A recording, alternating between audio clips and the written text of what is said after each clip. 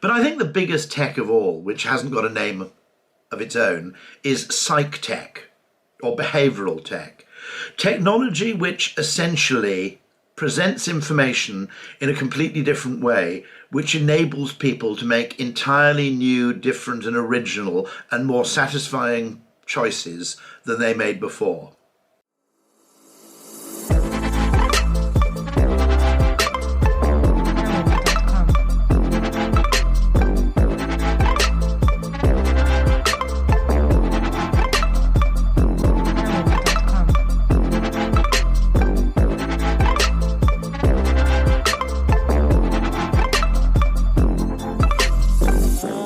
We are happy to have you as always. And I must say, the Nudge Stock event was absolutely amazing. And I suppose it's sort of become sort of like a precursor to our conversation. I definitely enjoyed your interview with Dan and Daniel, which was absolutely amazing. So, the purpose of this session, right, is obviously you and I have had a couple of engagements prior, but I just thought that I just have this feeling that there's something missing in how we do work, right? Yeah, I agree. And I believe that behavioral science can definitely be an entry point into amazing pieces of work, which is why I love when you assert the fact that the opposite of a good idea is another good idea, which I think is fantastic. We seem to be pigeonholing ourselves into a way of doing, a way of thinking. And one of the things that you mentioned, one of the key topics that came out was the ingredient of time. In the process and how we do work, which I thought was absolutely amazing, in giving ourselves time to think about things before we solution or we quickly get to what the solution could be, which I thought was amazing. So the purpose of today is for you and some of the amazing people from South Africa just to have a conversation with you or ask you specific questions with regards to behavioral science and how we can incorporate it into our everyday work. Given the constraints of time, given the constraints of budget, but I've always feel that the biggest opportunity comes with understanding the human being and how the mind works. And we seem to have lost all of that, or there isn't enough opportunity to execute at that level. So I'm going to start off with a very basic generic questions, and we've got people on the chat, and I will encourage them to either pop a question in the chat or preferably for them to come onto video and ask you the question directly, which would be more amazing. Either way is fine. Totally happy with both. Fantastic. So the first question is quite broad. Perhaps I'll just kickstart by. Please. Yeah, absolutely. How would you define behavioral science for everyone? Just assume that we know nothing. We from Mars. We came back with Elon Musk, and we know nothing about behavioral science. How would you define it for us? And secondly, how do we start using it? So I suppose very simply, it's the science of knowing what economists are wrong about. And so there is, as a mode of understanding human behavior, a very, very rational reductionist way of looking at things, which is products provide utility, that people know exactly how much utility they will derive from the purchase of a product or service. And they know to the penny how much they're willing to pay, and they completely trust the person who's buying that product, who's selling them that product, sorry, okay? So that's more or less the model by which most economic thinking operates. So it's perfect trust, stable known preferences, and a absolutely clear utility function. In other words, I will derive £7.27 of utility from this taxi ride. And therefore, if the taxi ride costs £7.26 or less, I will buy it.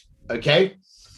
Now, the truth of the matter is there are two interesting things that emerge from those assumptions, one of which is that you create a model where marketing doesn't need to exist. Because if you know what you want, if you know what it's worth, if what it's worth is independent of how you describe it and promote it, and if you completely trust the person to provide that product, then you wouldn't need marketing, okay? Everybody would just go about their business every day, simply buying that combination of goods and services which maximize their expected utility. And you wouldn't need an advertising industry, you wouldn't need a marketing function.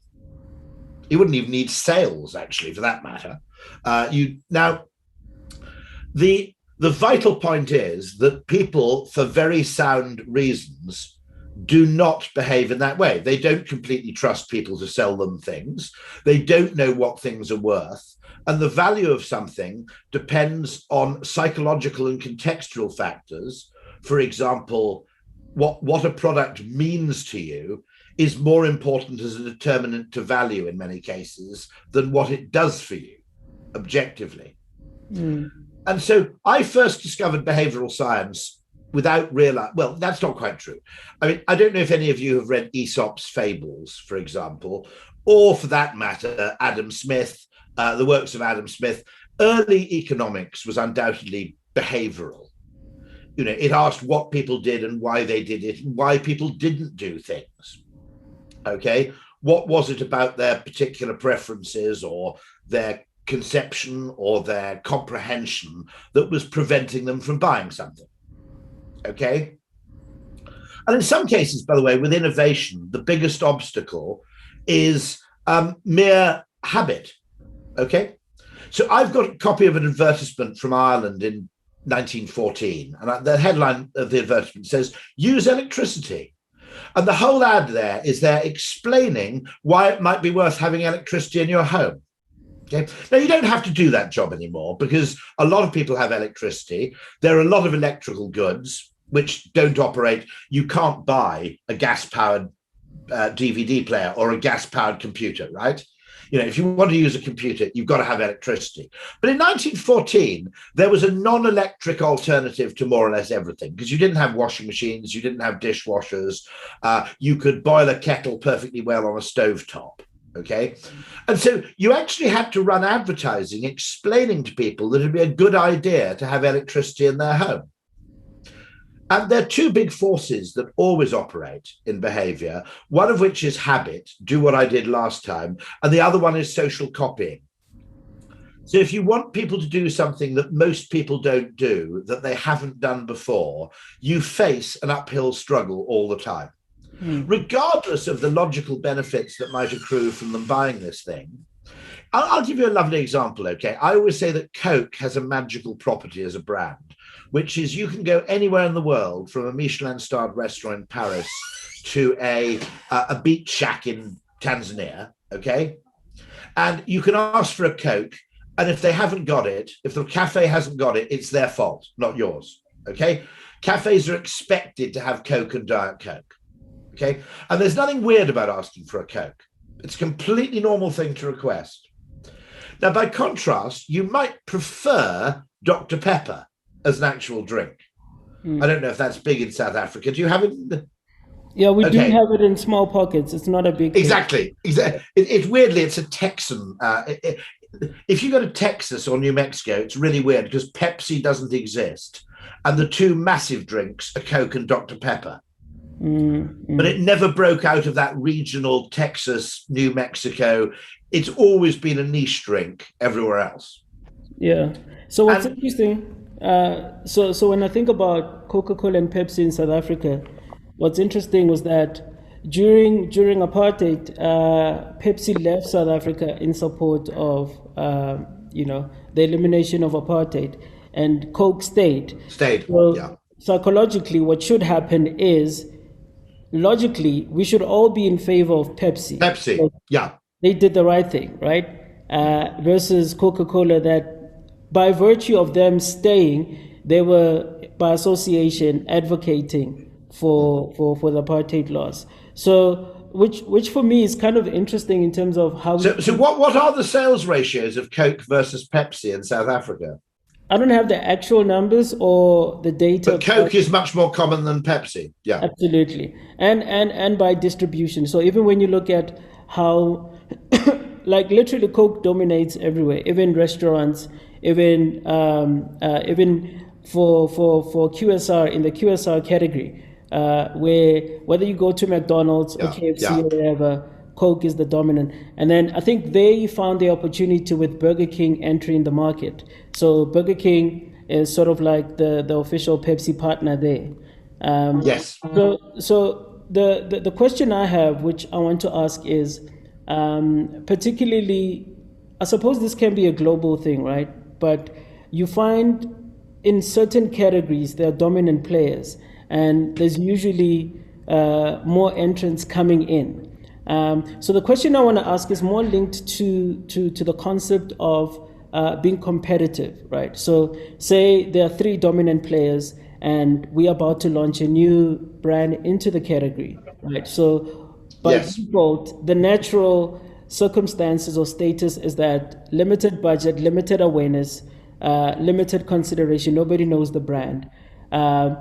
How, actually don't know how to phrase this question. Maybe you can even help me ask the question, but how does one use behavioral science to sort of upweigh on the different metrics, such as consideration, awareness, familiarity, with limited budget as constraint?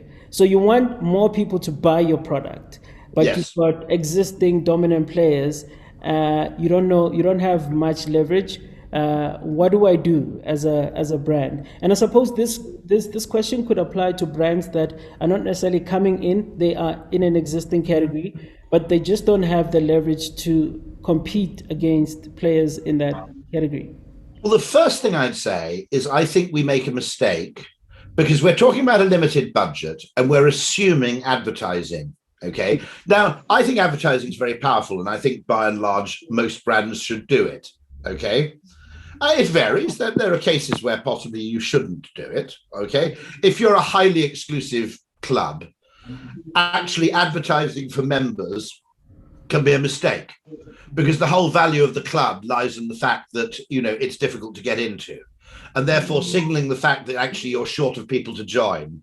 It's rather like nightclubs like to have a queue outside, even if the nightclub isn't that crowded, because it's a kind of sign that the nightclub is desirable and has cachet.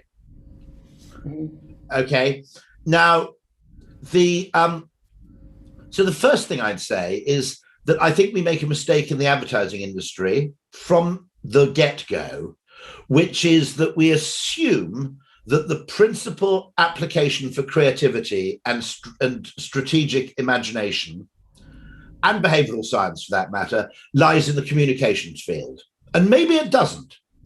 And I've always said that we make this terrible mistake because actually, I think that creativity is a bit like vaccines. You need a double dose. You need a first dose of creativity, which is when you define the problem in the first place. Okay. And a second dose of creativity, which is having defined the problem in an interesting and inspiring and original way, how do you then respond to that definition creatively? Now, I'll give you a lovely example of this. This is a wonderful behavioral science example. So my belief in the value of behavioral science is partly that ad agencies haven't been paid on commission for 25, 30 years. Okay. And yet we still behave as though we're paid on commission. Okay. We still behave as though if we don't produce communications, we haven't done our job. Now that limits us in several ways. One, we don't get involved upstream enough. Okay. In the whole strategic conversation. We just wait until the comms brief is written. and then we respond to that. Secondly, the kind of clients we can work for is limited to clients with large communication budgets. But actually, McKinsey don't go, what's the size of your advertising budget, before they talk to an organization, do they? They basically go, have you got a few $1 million to give to McKinsey? But they don't say, what are you spending with Rupert Murdoch? What are you spending? They don't care, okay?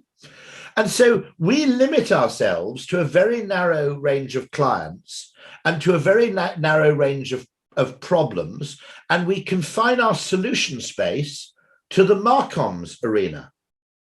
Now, let me give you a lovely example of this. There's a guy called Sylvan Goldman back in the 1950s who invented the shopping trolley, okay?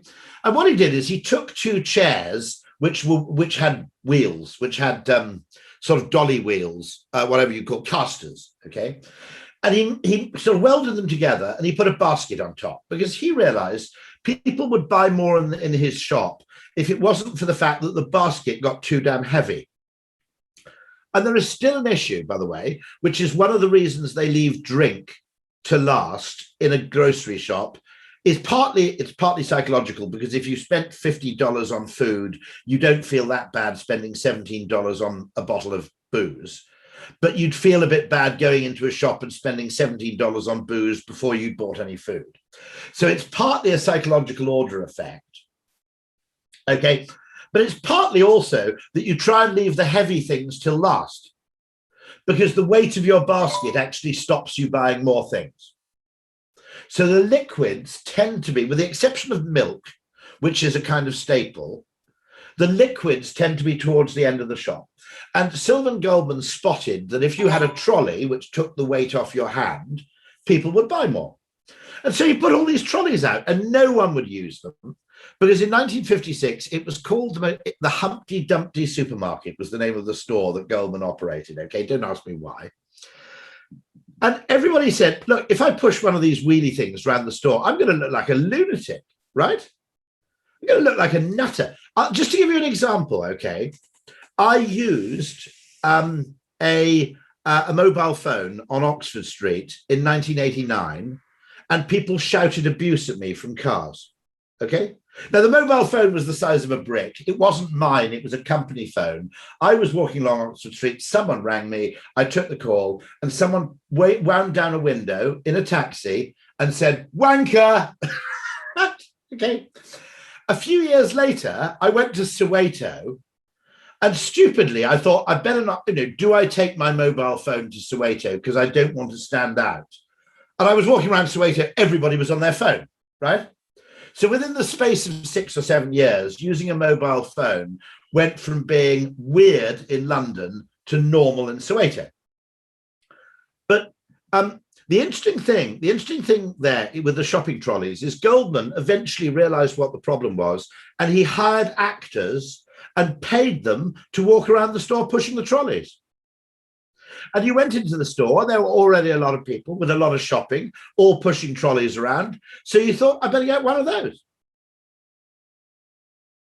And so a huge amount of our behavior, now in evolutionary terms, when you think about it, this makes sense, okay? We don't want to discover everything in life through experimentation, because experimentation can be costly or could even be fatal. What are these berries like? Are they poisonous? Let me try and see. You don't want people to do that because you might die, okay? If, on the other hand, you notice a lot of other people eating the berries, you go, well, they're probably okay. And equally, if you've eaten the berries before and they were okay, you go, it's probably okay to eat them again. And so we've evolved this perfectly logical instinct, which is, when in doubt, do what you've done before and do what other people do.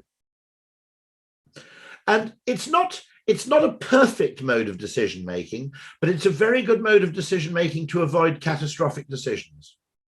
And so quite a lot of the time, one of the mistakes I think we make in advertising,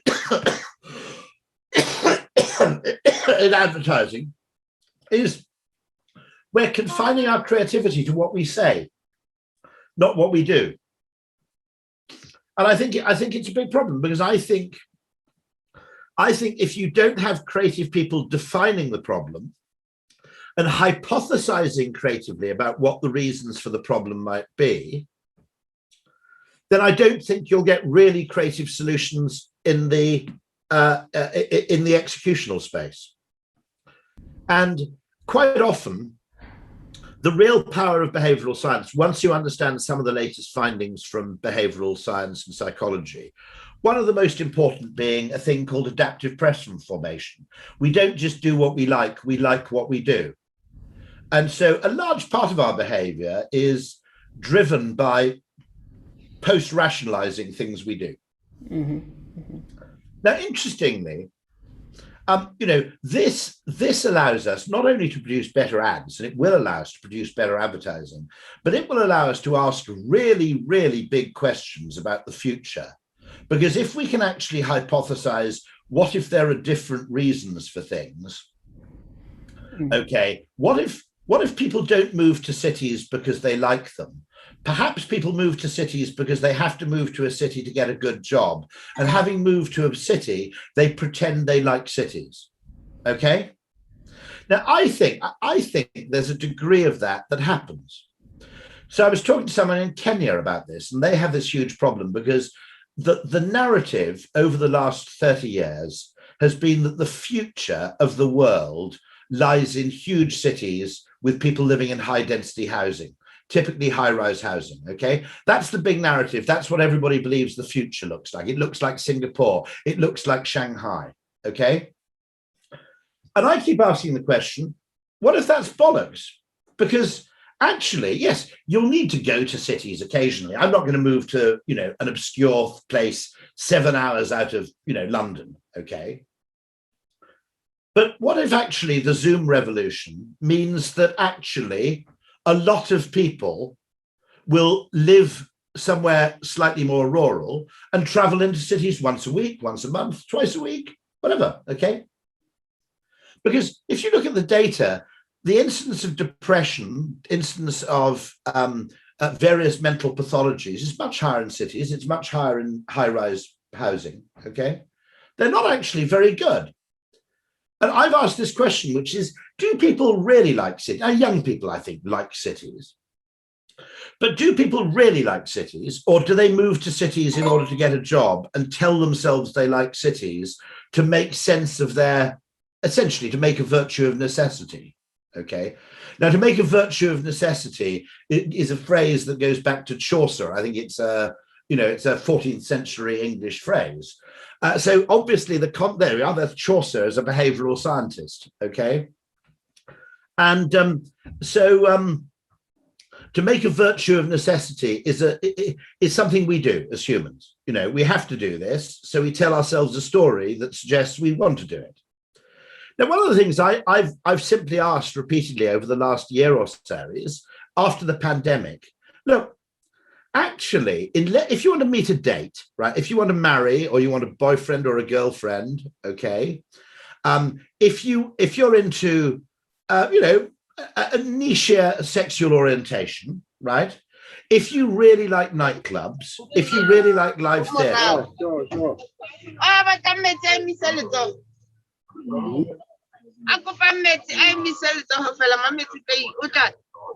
But there are big reasons why you want to move to a high density place. Okay.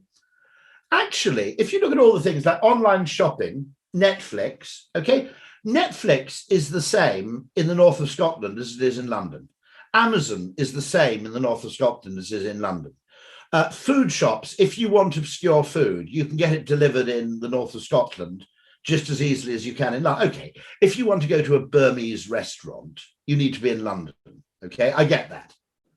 But you don't want to go to a Burmese restaurant every day. Okay, so I've argued that actually a large part of the internet should have driven more and more people to move out of high density areas, because the consumption benefits were no longer that pronounced.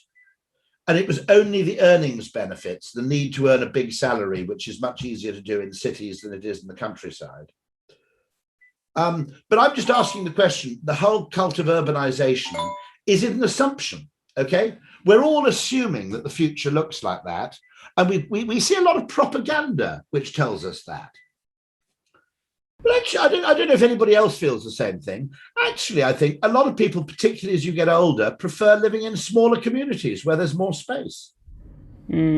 I feel like that's where I think also it contextually it depends on where you come from. I mean, in South Africa, the way our land and geography was distributed was that most black people were sort of shushed into different corners, and most of the opportunities came from the big cities, the city of gold.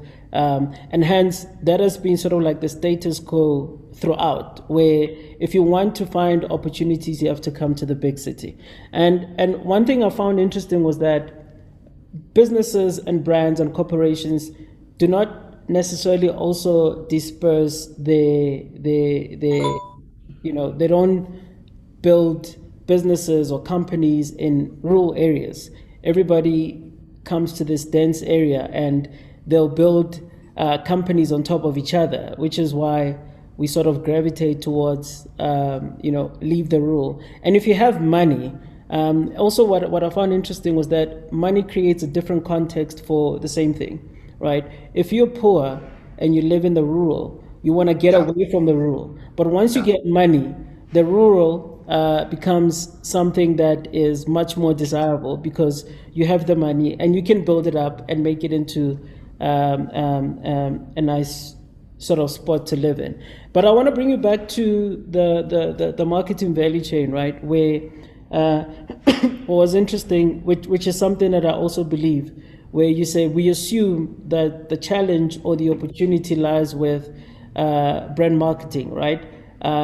So if agencies are to create value for themselves within the value chain, what I liked also was your point about the fact that once the brief comes in, there's a preconceived problem, and there's an assumption of what the solution should be. Therefore, in that value chain, where I'm of the opinion that we need something else outside of advertising agencies, because regardless of what the problem is, the answer is always a TVC, right? Or something. Yeah, by the way, I'm a big fan of TV. I've got to make this really clear. I think advertising is very powerful. It's very powerful, and it can work extraordinarily. But it shouldn't be the only tool in our armory. I mean, literally, I'm in a weird position because I'm a creative person by background and by temperament, but I'm also a bit of a nerd. Okay, and actually, quite a lot of creative people are like that. Actually, creative people are fascinated by tech quite often. Okay. And one of the things I would always say is, look, maybe your problem isn't advertising. Maybe, your call center script is the best thing to improve. Mm-hmm. That maybe your problem isn't at the top of the funnel, it's at the bottom. Now, generally, there is a huge advantage. What advertising does is it makes something highly saleable to large numbers of people. I mean, one of the things advertising does is it's like the actors pushing shopping trolleys around. It says, well, if they're advertising this, they would only advertise it if a lot of people are going to buy it repeatedly, because it wouldn't pay to advertise unless many people are in the market for this product, and the people that they win go on to use the product repeatedly. Because advertising a shit product isn't a very good idea, because lots of people try it. They go, that's shit. They tell all their friends it's shit, and you've actually killed your business. If you've got a dodgy product, you go and sell it at a market, one person at a time, one unsuspecting sucker at a time, don't you? You don't advertise it, because when you advertise, you accelerate the discovery of its crapness. Mm-hmm. So consumers, I think, at an instinctive level, understand this, and they go, well, they wouldn't be advertising this car if it wasn't worth me taking a test drive. If this car was horrible, it wouldn't be worth them putting a load of money behind it. And so it's a reliable mark of seller confidence. Mm-hmm. Okay. Mm-hmm. It's a costly signal of seller confidence. And, just as bees sort of understand, even though they're only bees, if this flower didn't have a reasonable supply of nectar, it wouldn't have bothered to invest in petals, right? Sorry? Oh, it's inside the pocket of the red jacket I wore back. Bring it in and I'll find it. Sorry about that. Okay. And so advertising works in lots of unconscious ways. which people aren't aware of. But I think the problem we face as the advertising industry, okay, is we employ lots and lots of account people who go, ooh, I hope the marketing director's happy. The marketing director is my client. He gives me money. He's got a Marcoms budget. Marketing director, right? Now, the problem with, and I notice a really weird thing, which is because I just wander, I give a lot of talks, I occasionally meet chief executives, so I meet chief operating officers who are the bosses of the marketing director. And you go back to the ad agency and you say, oh, I just met the chief executive of your client. And you'd expect the account person to go, wow, that's great, because we've been trying to get to a conversation with the chief. And then you see terror on their faces, okay? Because they go, if Rory says something to the chief executive that gets back to the marketing director, okay, and the marketing director says, my boss came in and said he'd been speaking to someone at Ogilvy who told him this, okay? That looks like the agency's gone behind the client's back, okay? And it disrupts the agency's relationship with the marketing director. But the problem we got is that the status of the marketing director within the organization, I'm not talking about Unilever, I'm not talking about P&G, but packaged goods are a smaller and smaller part of ad spend, okay? If you're talking about, say, Vodacom, or you're talking about an insurance comparison website, or you're talking about Safaricom, or you're talking about a broadband provider or a telephone company, the status of the marketing director within those organizations is, you know, it's not board level. It's reprographics with a degree, basically. Okay, that's how it's seen within the organization. And so we spent a lot of time focusing on keeping the marketing director happy. And actually, we've completely lost C-suite conversations in the process. And how do we go back to the C-suite? Well, this is where behavioral science can get us back in, because interestingly, if you go to a chief executive and say, we're here to talk to you about marketing, they go talk to the marketing director. And if you say we're here to talk about psychology, they go, that sounds a bit weird. It's not really in my job description. But if you say we're here to talk about behavioral economics, then both the finance director and the chief executive feel they have to know about behavioral economics because it's called economics. Daniel Kahneman actually said in a recent interview that in a way it's tragic that psychology had to rebrand itself as a branch of economics before it could get taken seriously. And so one of the things I'm really obsessed with is what I call first dose creativity. Let's get creativity into how we define the problem and how we actually spot problems that other people haven't spotted. So let's first of all start by taking a creative view of the business, okay, and taking a creative view of the problem and the opportunity. Because if we don't deploy creative, now what's happened here is really interesting, I think, because in the attempt to look scientific, to justify your existence, everybody is attempting to achieve in business decision-making what you might call imagination-free decision-making. Analysis, data analysis. We take all the data we have and we get it to tell us what to do, okay? Now, that is a wonderful way if you want to cover your ass and make decisions that you can justify, okay? It is not necessarily a good approach if you want to actually make good decisions.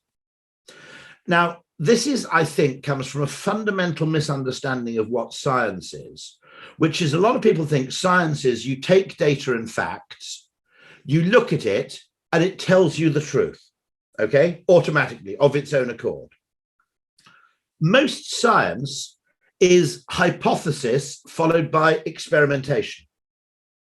Now, the person who spotted this distinction was a totally weird, eccentric guy called Charles Sanders Peirce, who was kind of American polymath and weirdo in the 19th century.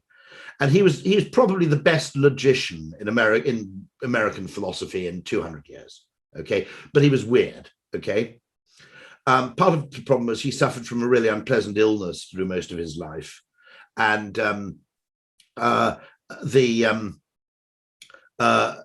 and so I think he was frequently in extreme pain. But he made the point that most science is what he called. He said it's not induction or deduction. It's actually abduction. Now, abduction sounds like kidnapping a child. It's a terrible word to have chosen, right? But what people prefer to call it now is abductive inference, which is you notice something unusual or you believe that something is possible, and then you ask yourself the question, what would have to be true in order for that to happen? Now, it's scientific. It's a scientific process. Darwin did it, right? All these finches have different beaks. They live on islands which are only 5 miles apart, but all their beaks are different. What would have to be true in order for that to happen? And hence the theory of natural selection, okay? And the point is that in marketing, what we're often doing is, I believe that you could get people to use shopping trolleys. What would have to be in place for the use of a shopping trolley to feel normal? Well, I will hire people and I'll get them to walk around my shop pushing trolleys and everybody else will just copy them, okay? But it does involve a creative leap. And yet most people in business are uncomfortable about anything that's subjective or creative because they want to appear highly logical. So they're attempting to solve problems only looking at what they already know, rather than being imaginative, attempting to discover and optimize on what they don't yet know, but which might be true. Now, every successful business, I think, comes from an abductive leap. Red Bull doesn't make any sense, okay? Dyson doesn't make any sense. James Dyson basically thought there was a market for a £700 vacuum cleaner. Nobody else did, okay? But the question is then, what would have to be true in order for people to pay £700 for a vacuum cleaner? Well, it would have to look as cool as hell. It would have to be materially different in the way that it actually retrieved dirt, hence the vortex. I might argue it would have to be transparent so people could get the emotional reward out of cleaning their carpet because they could see the dirt as it was removed from the carpet, which you can't see with a bagged vacuum cleaner, and so on and so forth. Fantastic. So I love this creative. But it is science. It's vitally important to say that science can't progress without either noticing something unusual or believing something possible that other people don't believe, and then asking that question, what would have to pertain in order for X to be normal? So, which is a great caveat to Martin. Martin Singh is a good friend who I've known for a while. So he runs his own agency, and he's asking a very practical question. So his question is, when taking behavioral science approach towards a brand challenge, what would you say would be the great starting point in, to begin to asking the right questions?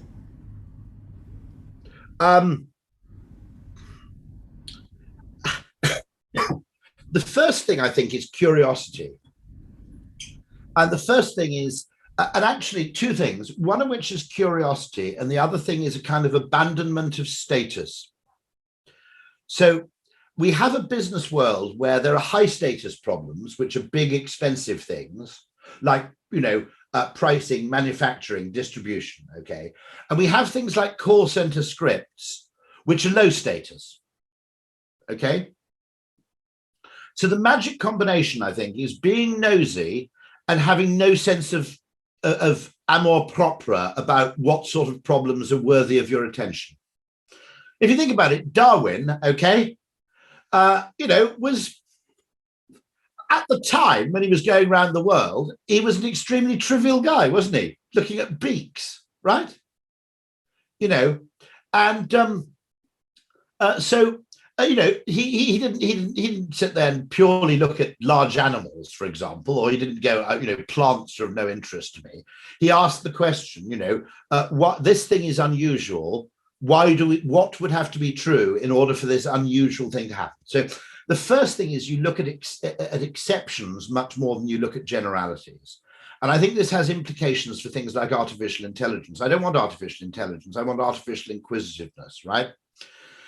Physics is a science of laws, whereas biology and marketing are a science of exceptions, which is you make progress by looking at the anomalies, not by looking at the generalities, by and large, okay?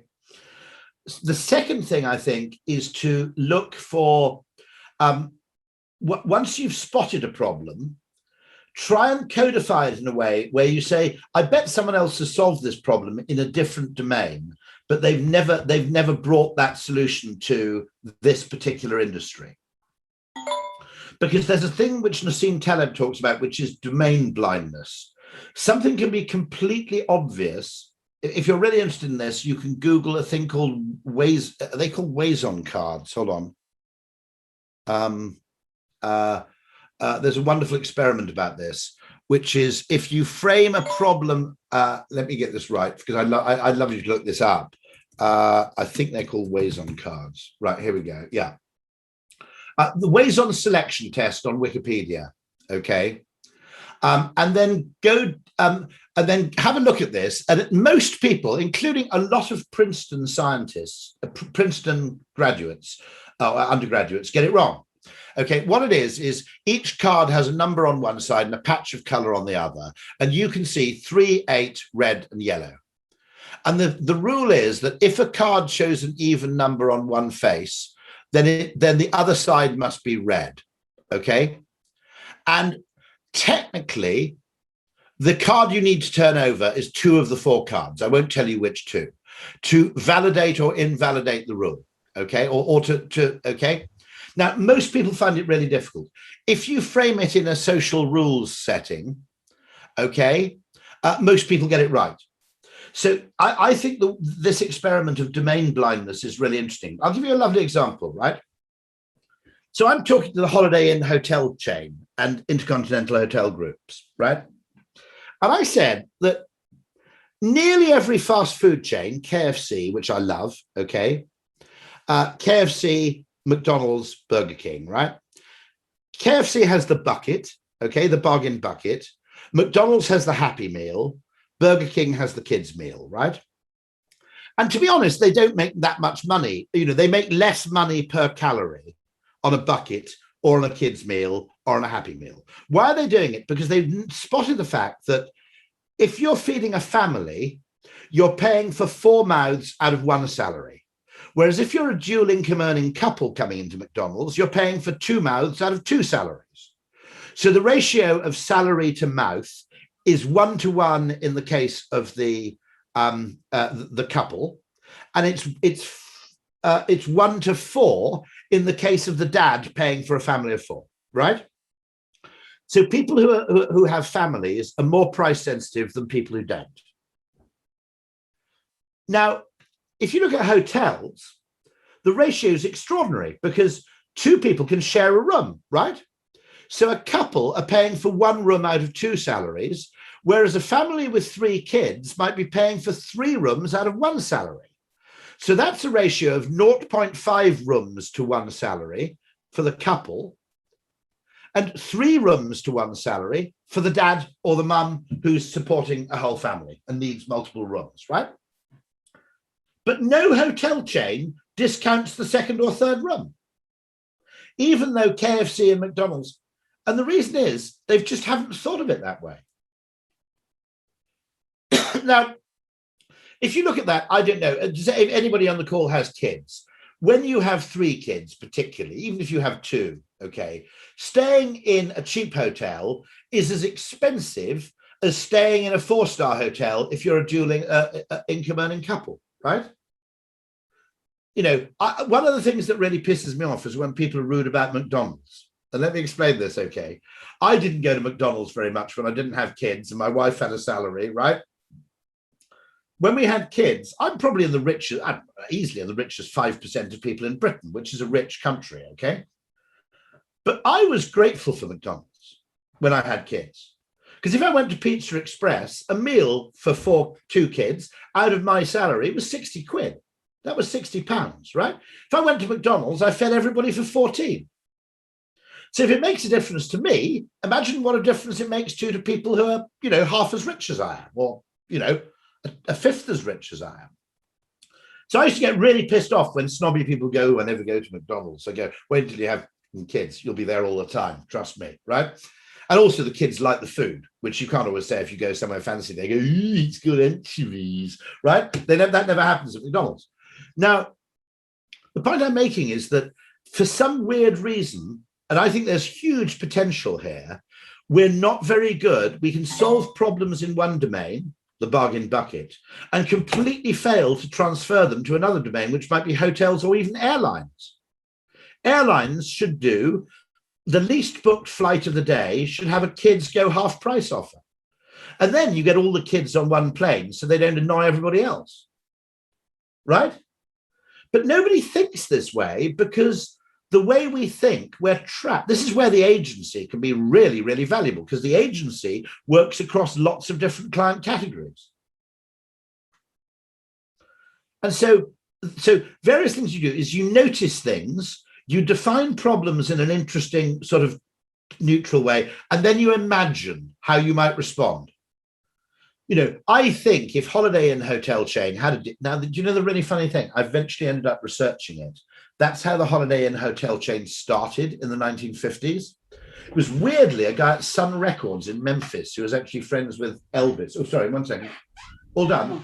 Yeah, okay, so sorry. I could have it up, but I can't remember which system that is. It's just Southeastern. No, it's text me, I'll do it. Is it the thing that was Sabbath? Yeah, I'll pay for you. I'll pay for you in advance. Ignore it, okay? Sorry about that. But it is literally a case where there is huge scope for imaginative experimentation all the way through the business. Anywhere the business interacts with human beings, there's scope for behavioral science. It isn't necessarily comms, okay? And we've become completely fixated on comms. So, and my argument is, I love comms. Don't get me wrong. Comms is a big deal. But there are loads of ways in which you can actually be imaginative.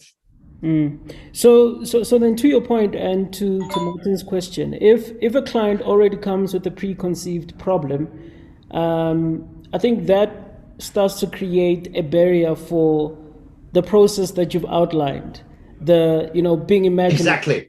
Exactly. When you start being imaginative, because they've already sort of framed what there's an expectation of what the answer should look like or what the solution should look like. Then, well, do you know how I'd probably solve that? I wouldn't make it second room half price. I'd say you can join the Intercontinental Hotel Group Kids Club and you pay £20, and in any hotel that isn't fully booked, you get, when you book 2 rooms, you get 50% of the second room refunded in the shape of an Intercontinental voucher. So I'd use it to drive loyalty, not just use. Okay. So I'd do an Amazon Prime for the IHG Kids Club. Okay. So my thing is, how do you then take everybody on the journey? Where in the value chain can the agency intercept before getting to, hey agency, here's a problem that you need to solve? Where's the opportunity for the advertising agency or community to get in there before the problem is given to the agency? Well, the worst thing we do is the front face of agencies is the account man. Okay. And one of the things I think we need to do is we need to accept that the process is iterative and parallel, not sequential. And I think our drive for efficiency, okay, which is, well, first of all, the account person does this, then the planner writes the brief, then the brief is handed into the creative department 10 minutes after a creative team has stopped work on something previous, okay? And our obsession with efficiency has caused us to develop a Fordist process of the generation of creative work. The planner should be in the first meeting, so should a creative person. Not necessarily the creative person from the team that's going to work on it. Doesn't have to be the actual team. In fact, maybe it shouldn't be, okay? Maybe, to be honest, I'm better off going in and saying, have you thought about it like this? Have you thought about it like that? And then after we've done that, maybe I've now got too many preconceptions. I could hand over to a second creative team to actually execute on the insight. You need a double dose. And we've got this stupid business of trying to turn it into a Fordist production line. And Paul Feldwick, who's the greatest writer on advertising, I think, alive today, he and Dave Trott, I would say, are the two real giants. He makes the point that the process is always iterative. It's always, we tried this thing, it didn't go anywhere, so we went back to the drawing board a bit. And now, of all the things I've worked on that are any good, the number of projects I've worked on that have produced really good work, where it works exactly as it's supposed to work in theory. And the reason we present that methodology is because procurement like the look of it, because it looks really efficient. There's only one person working on the problem at any one time. But it's completely inimical to the business of problem solving, which is, technically, I think stochastic is probably the term you'd use. It's one where it's a process of to some extent of trial and error. And let me tell you why it's also dangerous having planners hand on to creatives. Okay, let's take the Economist campaign, which you probably know from David Abbott. Okay. Now, the first Economist ad said, "I never read The Economist, management trainee aged 42. Okay. And to be honest, I think it's a bit of a nasty ad, if I'm being absolutely, because there are a lot of people who'd be pretty chuffed to be put on a management training course at the age of 42. It's actually a slightly nasty ad, right? But nonetheless, okay, because it's funny, you can say it, okay? Now, a planner would say, we can't possibly have a proposition that says, if you don't read The Economist, you'll be a bit of a loser, right? We can't say that because it's an unpleasant thing to say. But the creative person knows that if you say that in a funny way, you can get away with saying it. You can't say it straight. As a proposition, people who don't read The Economist are at a significant business disadvantage. I suppose you could just about say that, but it would look like a horrible proposition. But the creative person realizes there are things you can say in jest which you can't say in the solemnity. And so that's another creative instinct, which is how you say something actually determines what you can say. So the business of having the planner saying this is the proposition and then handing it on to the creative people is dangerous. No, absolutely. The other thing that creative people often do is they will resolve. Can I tell you a story about South Africa, actually? Sure. Okay. So I'm working on an Ogilvy project and this comes down to a thing that Roger L. Martin, the business writer, calls, it's the ability to hold two conflicting thoughts in your head at the same time and resolve the contradiction. Planners and account people tend to run away from contradictions. Creative people tend to run towards them. Good things come to those who wait. Guinness, you don't want to say that Guinness takes ages to pour. That's the most annoying thing about Guinness is that bar people hate you. If you go up to the bar, go 3 pints of beer, 2 packets of crisps, gin and tonic. Oh, yeah, and 2 pints of Guinness. I could have been pouring those bastards while you're asking for the other stuff, right? But creative people, good, we're number 2, so we try harder, okay? Reassuringly expensive. Creative people run towards the contradictory, okay? Whereas rational people run away from it. That's why Nudgestock was promoted as BS. Everybody says, God, we don't want behavioural science to be abbreviated to BS. And the creative person goes, yeah, let's do it. Let's say, 12 hours of pure BS, right? Because it'll get attention. Now, okay, so we're at this project working on the South African Tourist Board back in the late 90s. Okay, and we're at the Landsrack Hotel just outside Cape Town. Neil French is there. I'm there. There are a few people there. Robin Putter, the late creative director of Ogilvy, is there.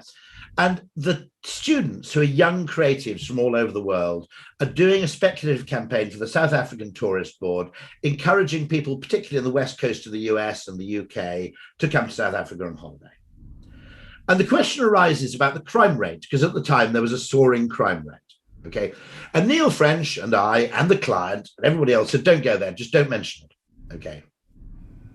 The best thing you can do is just don't even mention it, because if you mention it and try and reassure people, you actually worry them more. Okay. But one copywriter from Chicago, in the classic creative mindset, if you tell someone not to do something, they experiment with doing it. And he ran an ad which showed the interior of the Blue Train, that luxury hotel that goes from, I think, is it Cape Town to Pretoria? It goes through the desert anyway, I think, doesn't it? It's a wonderful, it's like the Orient Express, but in South Africa. And his ad just featured the interior of this thing with a luxury hotel, room suite on board. And the headline just said, it's the carjacking capital of the world, so take the train. Okay. Now, I'm not saying that ad should have run, okay? I think it was a step too far. But it's a wonderful idea of what the creative person typically does, which is to run towards the fire rather than away from it. You know, creative people are naturally slight pyromaniacs.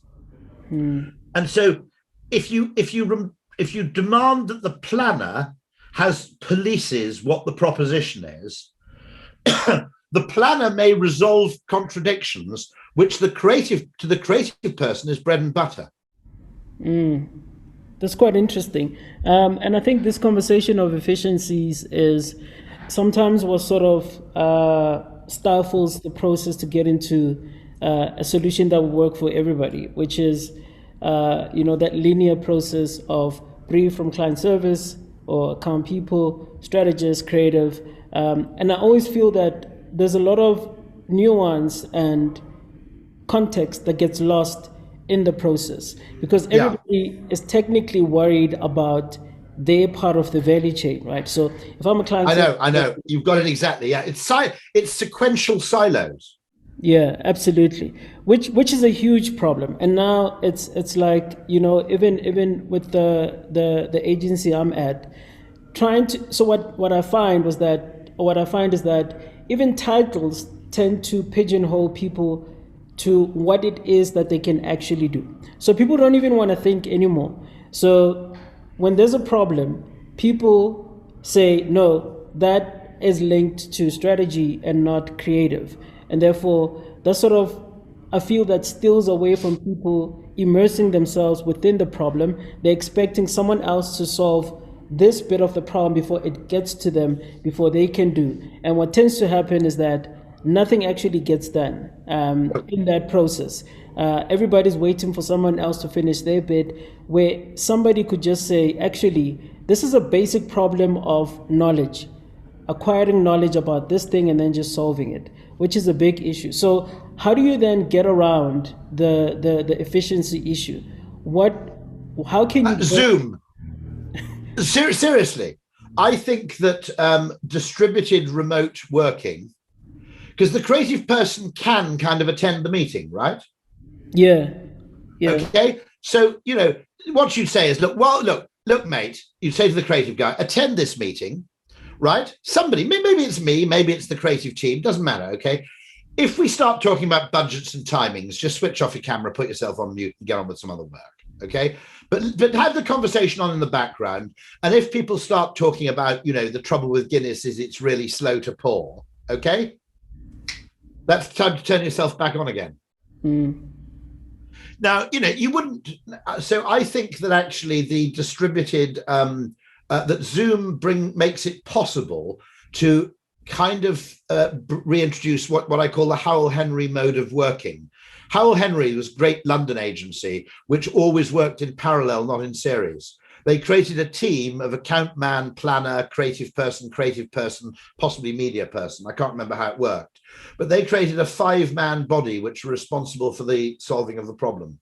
That's brilliant. I think that could work, but it seems as though creative agencies have been turned into manufacturing plants where it's just a system. Yeah. Well, I think the procurement and payment by the hour, you see, is a completely payment by the hour drives you towards a Taylorist, Fordist manufacturing model. So then how do you and by the way, why shouldn't, when I have a Zoom meeting, okay, you're on the same time zone as us, right? Yeah. Let's be absolutely brutal and honest about it. You're probably a bit cheaper than us and you're pretty damn good, okay, right? Yeah. This is a really interesting group of people who I would, why don't I invite someone from Ogilvy, South Africa into that meeting? Why has everybody got to be from London? Because the South African person has a perspective and a lived experience which is entirely complementary to my, I do my best. I spend most of my life trying to understand the world through other people's eyes because that's my job, okay? But, there's a limit to how I can understand the South African lived experience, for example, okay? And there are things that, now I think that, I personally, okay, I think the world's going to align increasingly on linguistic lines rather than geographical lines. Mm-hmm. Mm-hmm. And I don't know what to do with this idea. Okay, do you know what? This is what I'd do. Okay, if you want me to, an interesting thing, I'd move the headquarters of the Commonwealth to somewhere like South Africa or Ghana or Australia. Okay, to take away the colonial taint. Okay, because if you think about it, okay, you've got 2.4 billion people live in Commonwealth countries. Okay, that's bigger than China. It's, okay, right? It's huge. Okay, and okay, not everybody speaks English, but a lot of people do. Right, in all those countries. And for weird reasons, they sort of understand each other because they've got sport in common and bullshit like that, right? And tea drinking and curry, right? Okay. Because actually what bonds people isn't that you're identical, it's that you have weird shit in common. Do you notice the same thing? Right. If you meet someone who is totally different to you, but you share a minority interest, you're basically friends. Okay. So I'd be really intrigued in looking at how you get cooperation in English-speaking countries all over the world really, really ramped up. Because I think this Zoom thing is a really big deal. And I think because Mark Anderson has written a blog post saying the same thing, that this is actually much, much more important. I wrote a thing years ago saying the internet hadn't yet delivered its full potential because technologies are only really powerful and meaningful when you can see the effects from the air. Okay, that's my argument. Okay, the railways, the canals, okay, electrification, you can see the effect of those things from the air, right? And I said, the internet, if it doesn't change where people live and the kind of houses they live in, it's not really a meaningful technology in the way that, other things are. All right. And I think this is so important and that we mustn't throw it away. Because apart from anything else, one of the things about cities is, this is of huge importance, by the way, to people who are disabled, people who are introverts, by the way, which is probably half of you actually are probably introverts, I would guess, given that you're planners. Okay. Planners lean a bit introverted. Okay. Probably fair.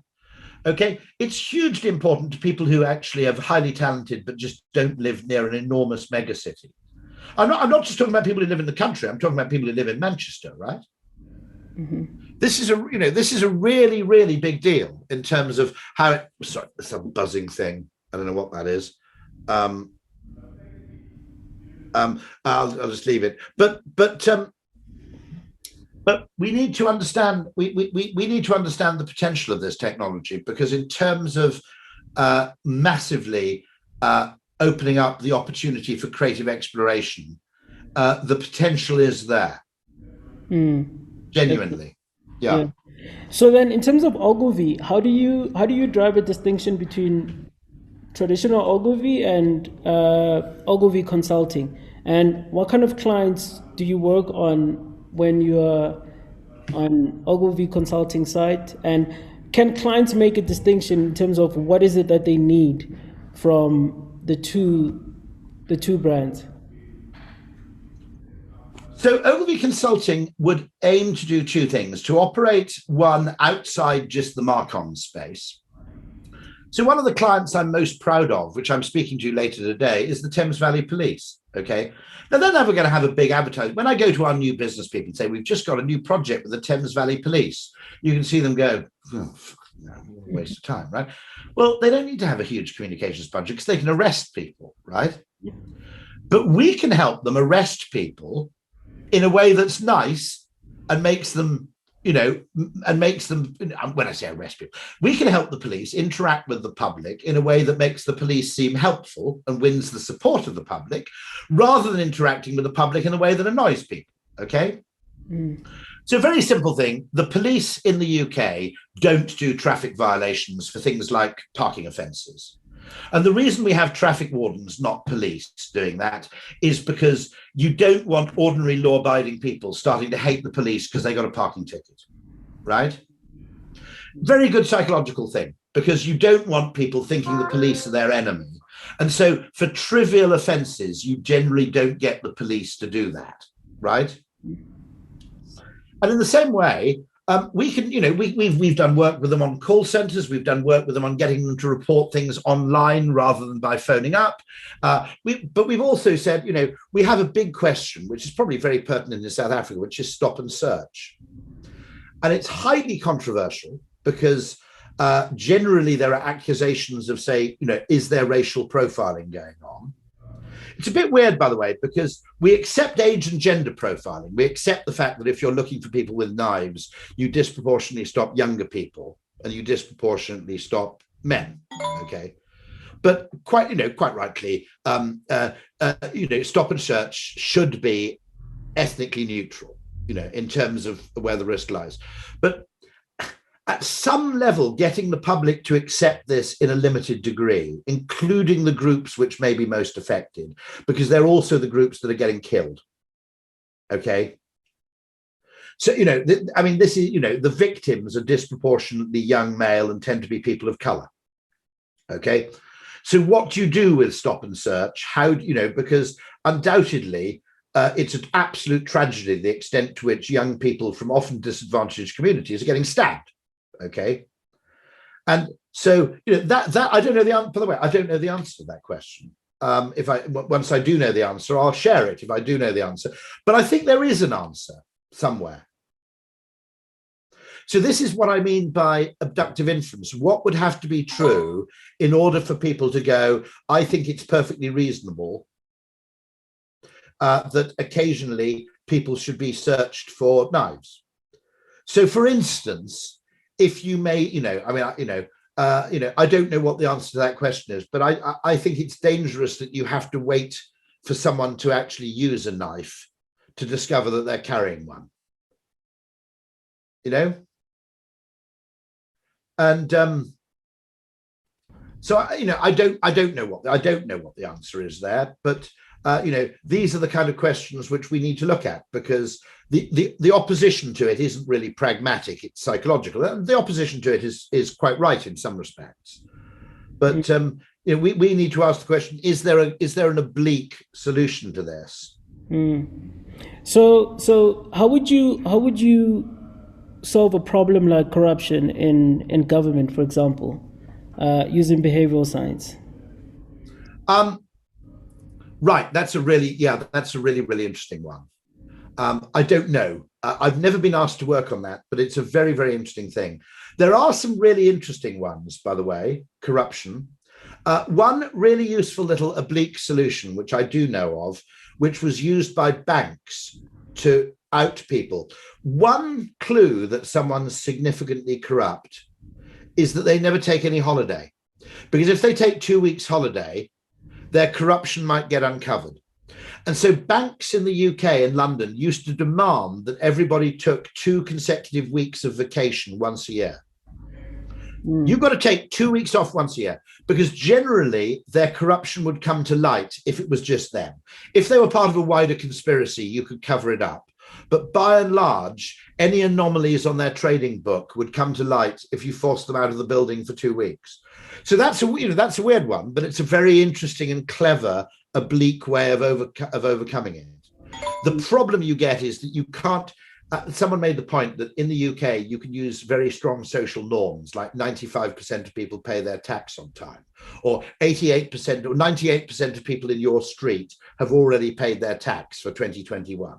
Okay, if you live in a country where only 27% of people have paid their tax, that message is a disaster, because it says, why should I be the idiot who pays my tax when nearly everybody else is avoiding it? So there are really interesting questions like that. I mean, one of them is undoubtedly reframing. I mean, I think we could reframe tax significantly. One that's interesting, I think one thing is to tax property more, to be honest, and tax income less, because it's much harder to escape property taxes than it is to escape income taxes, or it's much harder to hide. So I would support changing the way the tax system works to acknowledge it. But in terms of governmental corruption and bribery, it's very, very difficult. Because once it's established, I mean, okay, there's the Chinese solution, okay, which is you shoot people. Okay, it works. Okay, right. Okay. I regard that as fundamentally unacceptable because the punishment is out of all proportion, really, to the harm created by the crime. Taking a life for that doesn't seem right. But it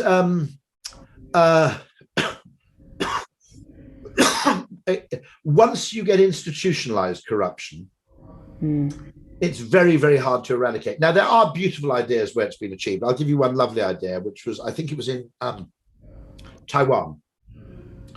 Nobody paid tax because everybody paid cash. And the Taiwanese had this system where every time you got a receipt, you entered it into a lottery, okay? And so everybody demanded a receipt when they bought a cup of coffee or when they bought anything from a shop, and they wanted the receipt. And because the store had to issue the receipt, they couldn't escape tax on the purchase. Dave Trott's just written about this. And it's a beautiful idea because it's actually getting the customer to police the honesty. I'm so sorry. I don't know why this person is ringing me from a... What is this? I don't know what that was. Anyway, but again, it's a question of creative ingenuity. And one of the things we need to do is look at what's worked everywhere else and see if we can redeploy it. So one of the things we like to do in behavioral science is we do what we call a lateral category analysis, which is, okay, what does KFC do to encourage families to go to KFC? Why do hotel chains not do anything to encourage families to stay in hotels, or airlines for that matter? That's interesting. So we've got another question which is linked to some of the stuff that you touched on. So the question is, if planners are likely to be introverts who run from contradictions, how do they begin to use behavioral science to develop groundbreaking strategies that are not predictable? Right, that's really vital, because I agree that what's happening with the overuse of analysis is most companies tend to have fairly similar data. And therefore, they tend to optimize themselves in a way that's fairly similar to their competitors. And that way you fail to create either differentiation, but equally you don't even create distinctiveness either. And, if you listen to Byron Sharp, if you listen to Mark Ritson, they say, look, actually, being distinctive is pretty good. Even if you're not that differentiated, simply being distinctive.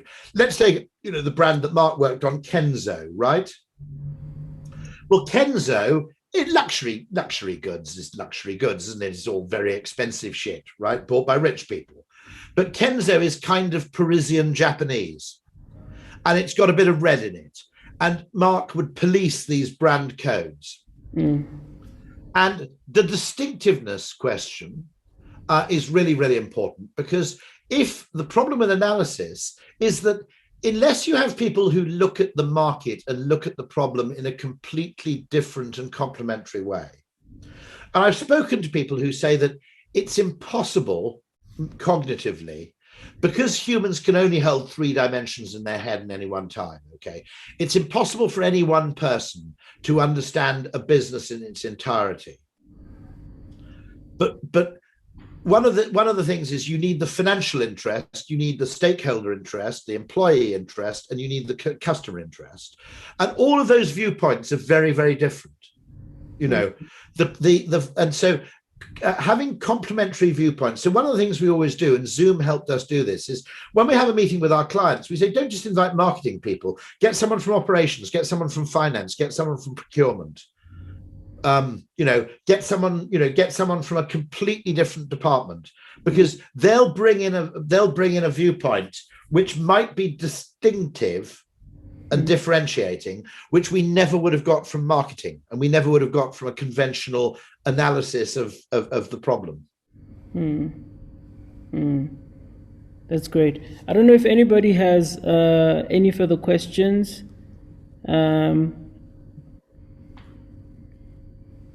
Just looking at the comments and private messages. By the way, just to answer the question from Martin as well, the starting point to begin asking the right questions is actually before you've even been asked. So bear in mind that clients don't have a budget for solving problems they didn't know they had. And so one of the things you can do is you can buy your clients' products, go into shops and try and buy them, okay? Now, admittedly, that's a bit more difficult if it's a car versus if it's a shampoo. But I just had a wonderful conversation. By the way, the amount of work I've done with South Africa since the pandemic's gone up by a factor of 10. The amount of work I've done with India has gone up by a factor of 10. This is huge, okay? The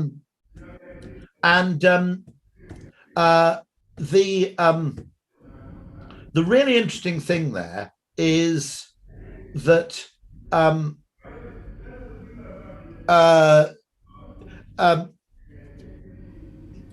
the really interesting thing there is that that you can go in and start looking, do that shopping trolley thing and say, okay, I've been saying to our client Boots, anybody who's got a retail client, right? Okay. I've been saying to them for years, look, I do this myself. I notice it in other, particularly male customers, because Boots is a chemist and most of the products are beauty products, okay? And whereas there has been an expansion of male skincare as a category, I must admit, I've never really bought into it much myself, as you can see. But most blokes go into Boots, the chemist, and they're intending to buy two things. I need razor blades and I need shaving foam. Okay, right? And then they go in and they don't pick up a basket at the entrance because in their mind, they're only going to buy two. And then they notice aspirin and they notice analgesics. And then they're walking around the shop with, you know, things clasped in their arms. I've been saying to Boots for ages, please just do this test for me. It costs nothing. Put some shopping baskets, not just at the entrance to the Boots, but put stacks of shopping baskets in the middle of the store. So that people who didn't pick up a basket on entry, once they've decided to buy 5 things, they'll put them in a basket. They'll go and buy 3 more things. That doesn't cost anything to do. It doesn't cost anything to test. But I can't find the person in the organization who will experiment with this idea, and it drives me nuts. But anybody with a retail client, steal that idea from me, okay? And then if it works, let me know. So what's interesting is that I think in South Africa, we call it the Dis-Chem problem. Dis-Chem is a pharmaceutical chain in South Africa. People actually make memes about it where people go, I went there to buy a soap and a body lotion and I left with the entire store. Exactly. I like that. I go in basically going, oh, I need this. And then you go in and you go, well, while I'm here, I might as well buy. Now, the interesting thing with Boots, like Dis-Chem, I'm sure, is you have very high footfall. But what you need to do is get the basket size up, typically, because your basket size is a tiny fraction of a grocer's basket size. And part of the reason the basket size is small is that probably half the people coming in are only anticipating buying 2 things, so they don't pick up a basket. True. That is so true. I see Portia saying she's stealing it. Please, Portia, if you could just let me know. If they do adopt it, my one favor is if you can just email me and let me know if it works. You know, if they can measure. To be honest, it doesn't really matter if it doesn't work. I mean, it's a useful service to customers. I'm fairly sure it would work. I'll give you another example. I think, you know, so actually one of the things you do with behavioral science is don't just wait to be briefed, but also go and say, we did something with British Airways where we basically went to them with an idea. And when they implemented it, it made them £10 million a year from a change in their website that cost them about £25,000. And what was the change? The change was previously, if you asked for an economy ticket, it only showed you economy prices. And if you ask for a business, now what we said is, look, there are a lot of people, everybody we said who's a leisure traveler will look for the economy price because they can't pay for a premium ticket like premium economy or business class or first class. They can't pay for a premium ticket unless they know how much more they're paying relative to an economy ticket. Okay. Because if you said to me, okay, so I said, no consumer's ever going to search for premium economy, because I said, if you search for premium economy, and let's say it's a premium economy return from London to New York, and it's, I don't know, £1,200, £1,400, okay? Well, if the economy price is £300, I probably won't do it. But if the economy price is £900, then I probably will. So I need to know the economy price before I can justify to myself paying the premium, because I need to know what the ratio is, not what the price is.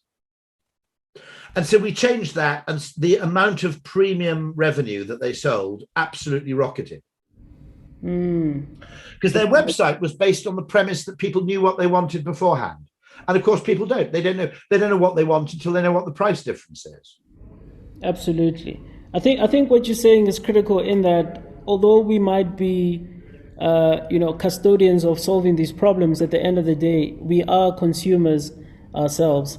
Yes, use it. I totally agree. Yeah. And what I find often is that we I don't know if it's a sort of like, it has become a cultural thing where a brief comes in and immediately we are onto Google. So one of the things that I've vowed never to become is a Google strategist, where, and I think some of the solutions that we've been able to do have come from pure experience. There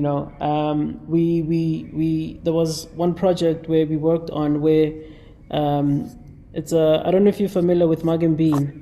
Yeah, I do. It's a coffee chain, is it? Yeah. It's a restaurant chain. So they in South Africa, what you find is there are always these dynamics of either targeting the affluent or the mass. Yes. And the mass is mostly the black people in South Africa, and with most chains, with most brands, growth is linked to targeting the mass market, where you could achieve the most penetration, which logically makes sense, right? So it goes with whether it's KFC or McDonald's or whoever. Well, KFC in South Africa, I actually had. They had a product that wasn't selling very well. Oh, yeah? And they were going to drop the price. So I said, try putting the price up. And they put the price up and demand went up. Now, my contention, and this is doubly true in South Africa, I think, because you have this wealth disparity, not that we don't have it in the UK, but you have more of it, okay?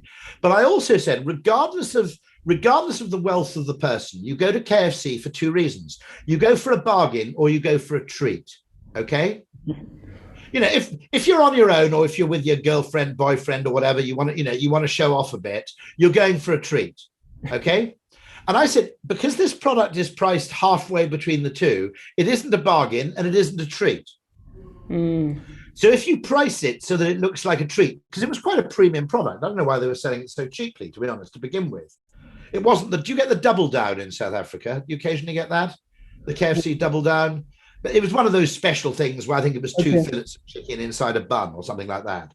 Okay. And I said, look, you're missing the plot here completely, because people go in and they're either looking at the menu from the top price down, or they're looking at the menu from the bottom up.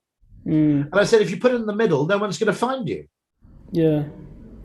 Interesting. Well, in South Africa, I don't know, maybe it's just me, but I don't think the burger is a hero item on the KFC menu. I think when people want a burger, I think they know where to go.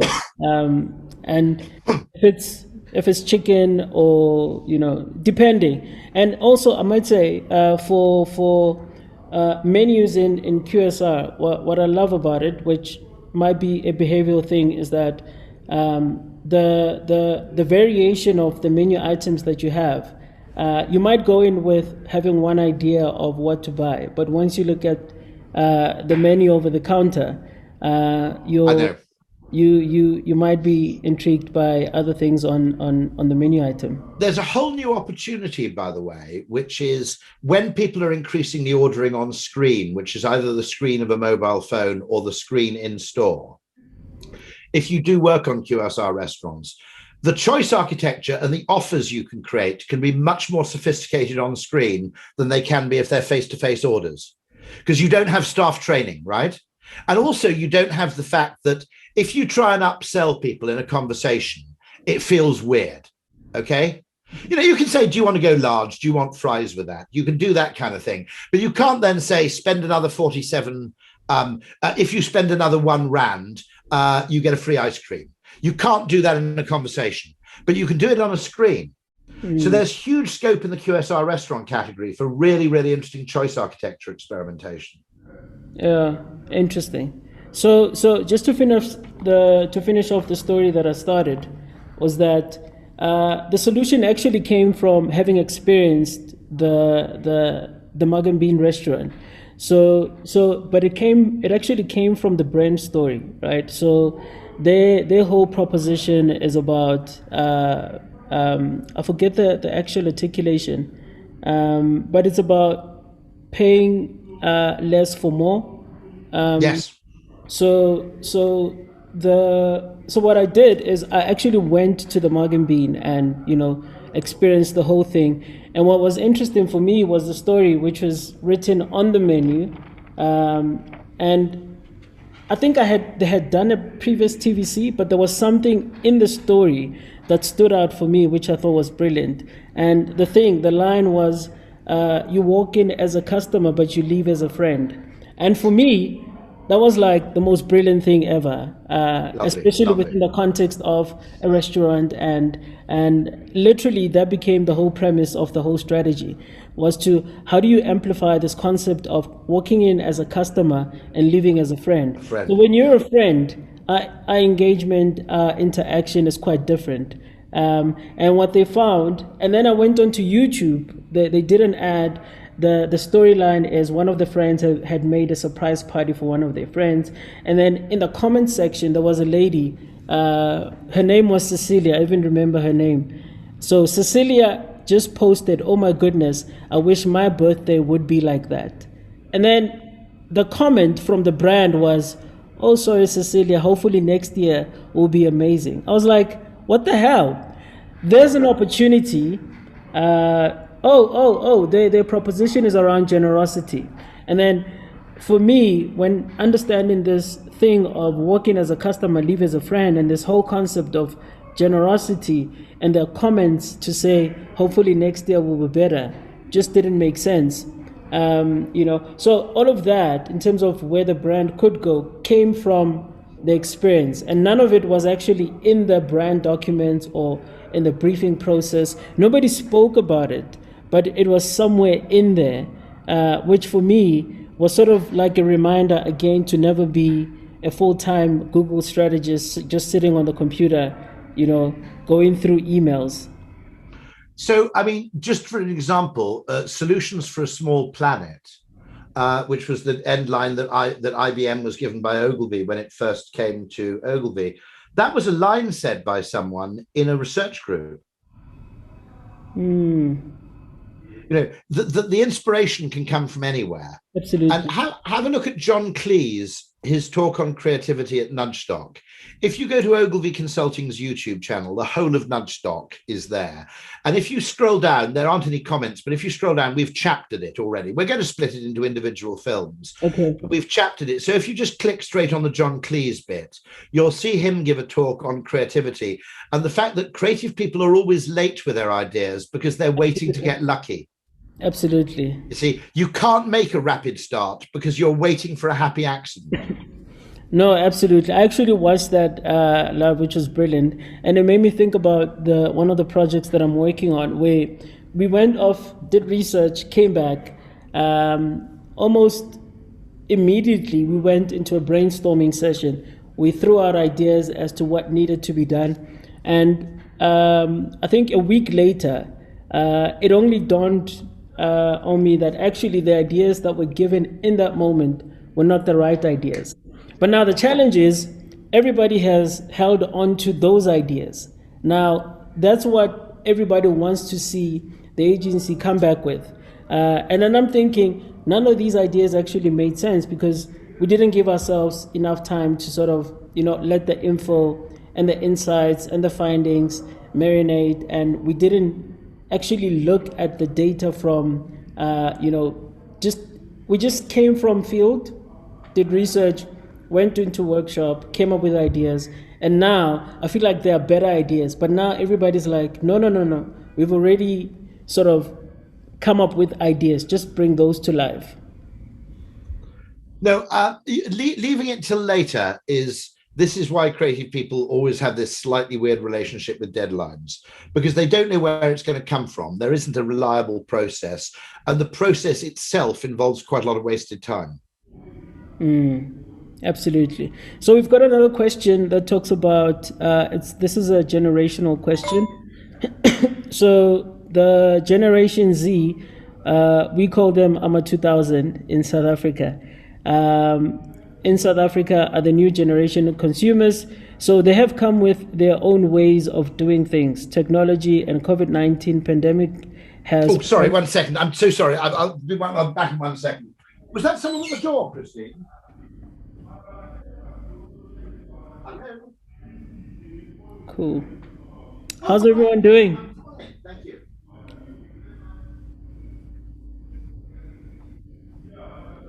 Economic concepts still applicable. Sorry, I'm back. Carry on. No problem. So we've got this current generation, Generation Z, AMA 2000 in South Africa. So the question is, they have come with their own ways of doing things. Technology and COVID-19 has predominantly changed how the world operates, which has distracted thinking generally. And the question is, are all behavioral science / economics concepts still applicable in this new world? Very is the answer to that, because it's always the conflict between what's innate to human behavior and what changes. So, for example, status signaling is probably innate. You know, we care about what other people think of us, okay? But the vehicles by which people choose to signal status will vary from one generation to the next. So this probably isn't true in South Africa yet. It has happened in London and New York and a few other places. What car you have is much less important to identity and status in the UK, in London. Not so much if you live somewhere provincial, but what car you have in London is much less important to your status than it would have been in 1980. And so that's a generational shift. You know, now, how far you've traveled is much more important to your status. So the travel industry has to some extent become a status good. You know, it's a luxury goods industry. And that's partly driven by social media, you see, because you can't really, if I buy a brand new Jaguar, I can't really post a picture of my new Jag on social media because people would think I was a bit of an arse. Okay. But I can post pictures on social media from Machu Picchu or, you know, the Serengeti or whatever. You need, yes, pop in, by all means. Yeah. Where is it leaking? Sorry. Oh, it's just that crack. Oh, right. That's the one. Sorry, I'm I'm sorry. No problem. That's all I need to see. Thank you. Fantastic. Thank you so much, Jeff. Sorry. But you know, we need to understand what, you know, because these things are socially constructed. And, you know, to a large extent, it's people copying other people. And we need to understand how trends emerge, but we also need to understand what's possible. So, you know, to what extent can you get people to engage in pro-social behaviors, for example? You know, to what extent can you understand, you know, because one of the interesting things you have in South Africa is the average age is very, very young, isn't it? Compared to, you know, economies like Japan or Germany, particularly. And having very, very large, you know, a level of consumption among the young undoubtedly has implications, you know, huge implications. I'm also intrigued by intergenerational inequality and what we can do to actually, what we can do to reduce inequality, by the way, other than alongside redistribution of wealth is a really important question. Because, you know, one of the things I've argued, which is interesting, which is I said, look, this is an interesting question, right? I've got quite a good place to leave. I've said to WPP, I think we should encourage flexible working among our staff, but also evangelize it for other companies. And people looked at me and said, why do we care what other companies do? And I said, because if people need to spend less money on accommodation and property and less money on travel and transportation, they'll have more disposable income to spend on our clients' products. So if I look at my young staff in London now, okay, after we've paid them, 40% of their incremental money will now go in tax. And then of what's left over, another 40 to 50% will go in accommodation and travel. Travel cards, public transit, taxis, whatever, okay? Now, if we can actually free up, 20% or 30% of that 50%, that's a huge, huge increase in discretionary income. And I think there's a big problem which nobody's talked about, which is that part of the problem that economies face is that because wealth generation is concentrated in cities, too much of the gains of the economic activity produced through agglomeration in cities actually accrues to landlords and landowners, not to everybody else. And so one of my questions is, if you make living in London a choice, not a necessity, okay? Actually, a lot of our staff will probably live 20, 30, 40 miles further out in an apartment that costs them half as much. Their travel costs, because they travel into London twice a week and probably on an off-peak train, their travel costs will fall dramatically, okay? That's a lot of extra money going into the economy, into the productive economy, rather than the non-productive economy, which is housing. Absolutely. 80% of bank lending is basically towards property. Jeez. Which is too much, right? We want to lend people money to start businesses. We want to lend people money to, to be honest, to buy washing machines. I'd much rather see money being lent to buy washing machines than lending money just to drive up the price of property. Do you have 2 washing machines in your home? No, not yet. But when I redo the kitchen, which I haven't done since we moved in 2001, so the kitchen is now 21 years old, which I think is probably, So when we finally redo the kitchen, I will actually put 2 dishwashers in. What fascinated me about that was the fact that it's so non-obvious. Okay, everybody will. Why would you want 2 dishwashers? The trick is you don't have to empty them. You have a clean one and a dirty one. You take plates out of the clean dishwasher, you eat off them, you put them in the dirty one. When the dirty dishwasher's full, you turn it on. It now becomes your clean dishwasher, and you start putting your dirty dishwashers in the other one. And so you don't lose any storage, and you never have to unload the dishwasher. Okay? But what's interesting about that is it's obvious in retrospect, but this is what I mean about creativity, okay? The reason you need creativity is there are far more good ideas you can post-rationalize than there are good ideas you can pre-rationalize. Absolutely. Yeah. So just to close it off, so with this pandemic and COVID-19, and there was a question about behavior, change in behavior. Do you think that fundamentally, as human beings at the core, we've been shifted, or is it just factors on the periphery that have sort of adjusted? At the core of who we are as human beings, has COVID-19 and the pandemic changed or transformed who we are, how we operate, and how we think? Or is this just a readjustment, and then we'll just go back to... So certain things will return. Okay, certain things will not as fast, some slow, but certain things will return. They're satisfying innate needs, and the pandemic was preventing them. I don't think I'll ever fly to Frankfurt again for a one-day meeting, if you want me to be frank about it. Okay. Because I had to, because that was the social norm. People expected me to be there. And now I'll just go, I'm sorry, it's stupid to spend 6 hours in air travel and in transit for a 1-hour meeting. It's simply not a good use of my time. I will do this over Zoom. Because a video conference has gone from being Dr. Pepper to being Coke. It's a normal thing now to request. It's a normal thing to do. Now, if you think about it, what we mustn't do is say, but this Zoom conference we had with Rory isn't as good as meeting face-to-face. No, it isn't. But on the other hand, if you'd wanted to meet face-to-face, it would have taken 9 months to organize, and it would have cost, several, 10,000 or more rand in travel and hotel expenses. Okay? It probably wouldn't have happened at all. True.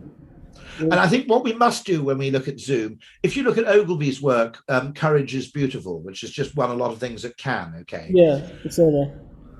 That was actually an Anglo-Canadian collaboration. Okay? And had we actually demanded that everybody flew across the place in order to work together, I'm not sure it would have happened. That is so true. That is absolutely true. Cool. Thank you so much, Rory. It's always absolute pleasure. It's a joy. Call me back, next year, anytime. Absolutely. But I'm always really happy and interested. I'm sure I'll be back in South Africa, in the next few years, because one of the funny things is that one of the things I've learned is that going to countries that are really interesting for 6 days is a good use of carbon emissions. Going to Frankfurt for 12 hours is stupid. Okay. So, the interesting thing is I'll probably be traveling short haul a lot less. I won't be traveling long haul anymore, but I'll stay for longer because I can go and stay in South Africa for 10 days and do London work from South Africa, can't I? Absolutely. Well, we'd love to see you in person once you land in South Africa. There's a whole business opportunity there, by the way, particularly if you're in the Southern Hemisphere, which is what I call Air B2B, which is renting out places which people can work. Because Britain's okay. There are only 3 really bad things about Britain: January, February, and March. Okay, they're absolute shit if you live in Britain. Seriously, it's dark, it's wet, you get up in the dark, you go home in the dark, you get to work in the dark. It's awful. Okay, so actually the potential for that kind of thing is really, really interesting. Absolutely.